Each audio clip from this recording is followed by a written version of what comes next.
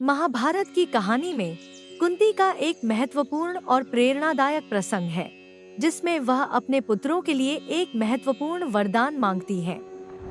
यह कहानी धर्म, कर्तव्य और जीवन की कठिनाइयों को स्वीकारने की गहराई को दर्शाती है। कुंती का विवाह और वरदान। कुंती का असली नाम प्रथा था। वह महाराज कुंती भोज की दत्तक पुत्री थी। उनका विवाह पांडु से हुआ, जो हस्तिनापुर के राजा थे।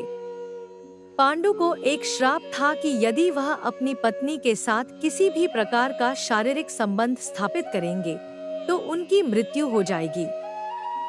इस श्राप के कारण पांडु ने अपने राज्य को छोड़कर वन में रहने का निर्णय लिया। कुंती को विवाह से पहले ही एक वरदान प्राप्त हुआ था, जो उन्हें ऋषि दुर्वासा ने दिया था। इस वरदान के अनुसार वह किसी भी देवता का आह्वान कर सकती थी और उनसे संतान प्राप्त कर सकती थी।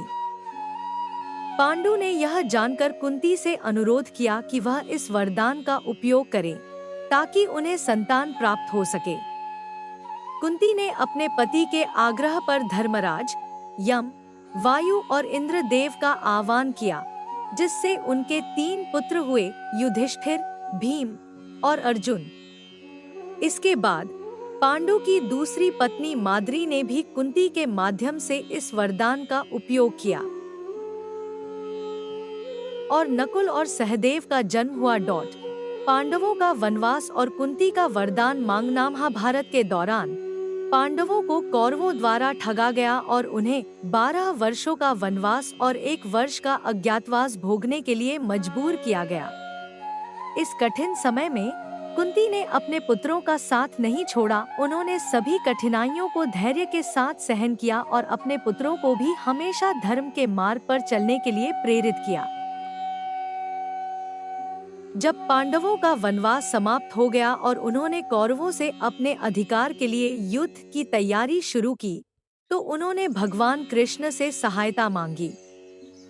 कृष्ण ने अर्जुन को गीता का उपदेश दिया और उन्हें धर्म और कर्तव्य का महत्व समझाया। कुंती का महत्वपूर्ण निर्णय। कुरुक्षेत्र युद्ध के बाद जब युद्ध समाप्त हो गया और कौरवों की हार हो गई, तो कुंती ने एक महत्वपूर्ण निर्णय लिया।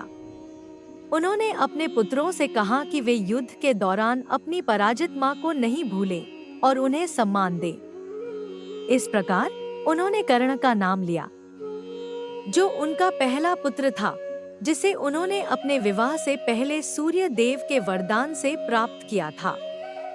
यह सुनकर पांडवों को गहरा धक्का लगा, क्योंकि वे कर्ण को अपना शत्रु समझते थे और युद्ध में उन्होंने उसे मार दिया था।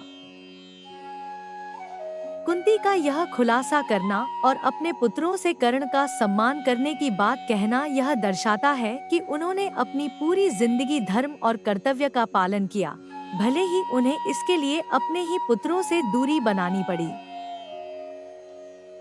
कुंती की प्रार्थना। कुंती ने जीवन भर जो दुख और कष्ट सहे, उनके बावजूद उन्होंने हमेशा अपने धर्म का पालन किया। जीवन के अंतिम क्षणों में भी उन्होंने कृष्ण से प्रार्थना की थी कि उन्हें हमेशा कष्ट और पीड़ा मिलती रहे, ताकि वे कभी भी अपने कर्तव्यों से विमुख न हों और कृष्ण की भक्ति में लीन रह सकें। कुंती की यह प्रार्थना और उनकी पूरी जीवन यात्रा यह दर्शाती है कि एक सच्चा धर्मपरायण व्यक्ति अपने कर्तव्यों को निभाने के लिए किसी भी प्रकार की कठिनाई से डरता नहीं है। कुंती ने जो मांगा, वह केवल उनके पुत्रों के लिए नहीं था, बल्कि एक समस्त समाज के लिए एक उदाहरण था कि सच्चे कर्तव्य का पालन कैसे किया जाता है।